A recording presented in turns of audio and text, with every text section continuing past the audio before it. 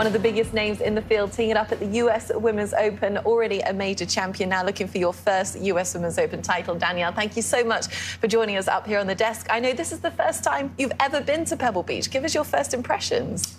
This is the first time I've ever played Pebble Beach, and it's a grind. It's a lot of stress. There is double bogey or triple bogey waiting right around the corner in every single hole.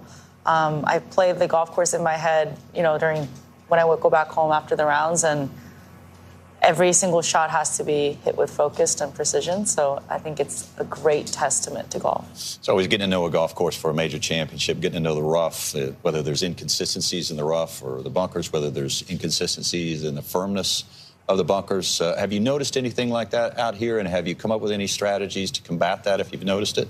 I have my caddy come with me, and we've been testing every single bunkers around the greens. Is because you're right, it is really inconsistent with the sand. Certain bunkers have more sand than others, some are really firm. So the probability of making up and down out of certain bunkers would be easier than others. So we're trying to attack those more than, trying to avoid the difficulties. Same thing with the rough. You can't really control what you get around the greens, but practicing all these different types of shots will help you coming down the stretch, I believe. The firmness and consistency is more like, I think the grounds crew is making it more difficult as the days go on. Noticing the difference between a few days ago till now. So if I understand you right, if a bunker is easier to get up and down out of because it's the consistency you like, No. You'll be more aggressive at it? So basically in like number one, that front right bunker, I can't make an up and down out of that. Like for me, it's an out of bogey if I'm hitting in there. So, and normally I'm really confident with bunkers, but I would rather miss it left. So that's my preference, is because the way the sand has been laid out, it's puffier on the right one and the left one's a bit more compact. So I'm able to use the bounce, and I don't really hit a lot of sand. That's the type of player I am. So it's hard for me to judge distances out of that front right versus the left. And I've tried to make up and down, and I physically can't. It's a full chunk, and it's going to be like 30, 40 feet from the hole, and I just need to drain that. Well, you said you've been here since Friday, so you're really getting familiar with the place. What are you working on in your game specifically? So my coach Brady Riggs was out here, and he's been spending a few days with me. I think majority of the time I really needed help on the golf course, needed someone to kind of watch me and unfortunately babysit me on the golf course on what I'm doing every single hole. And I think that's why a lot of times the switches happen too. And everyone knows that I haven't been, driving the ball very well. Just off the tee has not been very great, but it's quite wide out here. So that's the positive thing. Only contradicting with that is it's long for us. So like hole number 6, if I miss the fairway, I can't get over the wall. Yeah. So I've even practiced from the rough, laying up from there to hit it onto the green. So things like that is definitely different than how the men's play out here in Pebble Beach, because I know they hit it left into the grandstand and hit a 6-iron straight on from that side.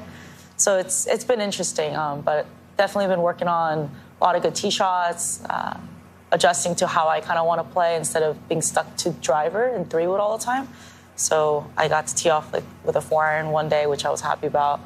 I'm okay hitting a 4-iron, 7-iron into a green instead of a wedge, so things like that. You talked about working with Brady Riggs. If I understand it correctly, you were working with Brady when you won back-to-back U.S. Amateurs. Is it a case of sort of getting back to your old golf swing? For me, I think I was just trying to figure out the most natural way that I wanted to swing. I think Gibbs has been thrown back and forth in my career in the last few years, and if I have no control of that, I think my body's trying to fight the mechanics that I've worked on. And coming down the stretches, I definitely missed some drives, even in Buick when I won, to Toledo, to Inverness. 5-wood won me that tournament. I didn't even hit driver most of the time because I was so scared. So for me, I want to get to a point where I'm more comfortable. Even Butch has taught me so much, saying that you'd rather miss hit a shot feeling good than hit a good shot feeling bad. So I think that's trying to what I'm looking for, and trying to dial that in and figure out where I want to be, and not to think so much about the golf swing when I'm over the ball. Trying to find that natural ability and things like that. But that comes with a lot of time and focus, and like I said, babysitting. I'm a big fan of Brady Riggs. I think he's just tremendously knowledgeable about the golf swing. So Yeah. looking forward to that partnership. Danielle, there are so many teenagers in this field this week, and when Anna was saying that this is your 15th U.S. Women's Open, I was like, wait a second, how old is Danielle again? You're only 30. What do you remember about that first U.S. Women's Open back in 2007? My first U.S. Open, I know that a lot of people don't quite believe the whole story on how I got there. My brother signed me up for the tournament. Quick story, I didn't know what the U.S. Open was. I just started golf like a year and a half previously. I didn't know what a major championship was, so I was learning, and I saw Annika Sorenstam in 2007, and I think she declared that she was retiring at that tournament, like soon later, and I was really bummed out because I signed up to play with her, but I didn't realize when I was a kid that players switch tee times all the time, right? And then so now I know not to sign up because people sign up to play with you, and then, but I didn't get to play with Annika back then, but that's kind of things that I remember, the highlights of golf, that what I knew about. And I just remember everyone around me having fun. My grandparents were there, my dad was there, my mom was there. My dad was having a blast. You know, just, they didn't care whether I played well or, you know, bad, whatever it was just kind of more of the experience. And I think since then that USGA, US Open has been the epitome of a golf tournament that I've wanted to win and conquer, because that's the one tournament I knew about and one tournament I qualified. So here I am, 15 of them later at Pebble Beach. You are one of the most, I think, patriotic players out there. You, more than anyone, just love to don the red, white and blue. We've seen you at the Solheim Cup, and it's just awesome scenes. It brings out the best in you. But I know you're also very proud as well of your Korean descent, and you've become a really strong, influential voice on looking at young Korean American girls and saying, look, hey, I know sometimes you may feel like a bit of a misfit, but there is a place for everybody. Why is that so important to you to get that message across? Because for me, America's one of the best countries ever for me to live in. I've traveled a lot, and I love it here. A lot of people that complain, sorry, but I love it here, right?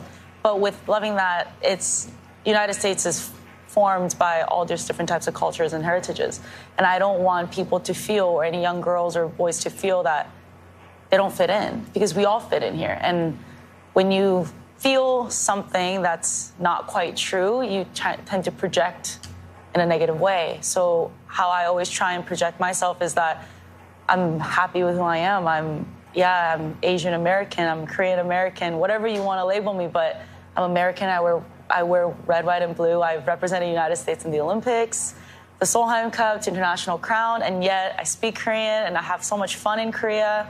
You have to embrace who you are, and I think that's what America is. Like, you just have to embrace who you are, and everybody will accept you, instead of trying to be somebody else that you're not. That's well said. You've played, obviously, a lot of U.S. Opens. You've had success. 2018, you finished fourth. I know that was my only high finish.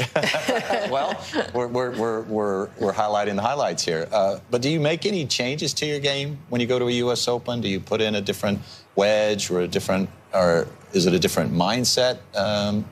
So I have, and I think my caddy Martin made a really good point this week, is that we're kind of approaching this week a bit different. It's going to be tough, especially, I don't know if it's easy for anybody, but it is really tough for me.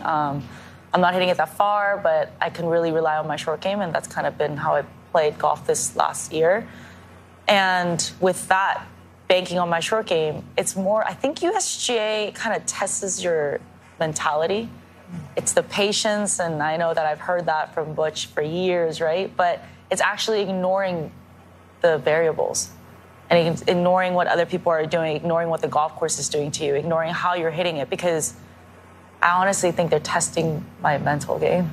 And I'm going to try and just fight mentally out here and see where I get to for the first time. Because US Open and the majors, I haven't contended in a while. And I think KPMG, I was in a very different mental state than I ever was with any other major championships I've competed in. So this week I'm going to approach it with the idea that I'm not going to try and let the golf course get to me, or get in my head, or let that tree come in my head, or the water, or anything like that. So try and execute what's in front of me and just kind of move on with it. Yeah. Well, if there's one thing we know about you, Danielle Kang, that is the fact you are a fighter. So we are really looking forward to seeing what you do this week at Pebble. Always so much anticipation. So thank you so much for your time. Well, thank you guys so much.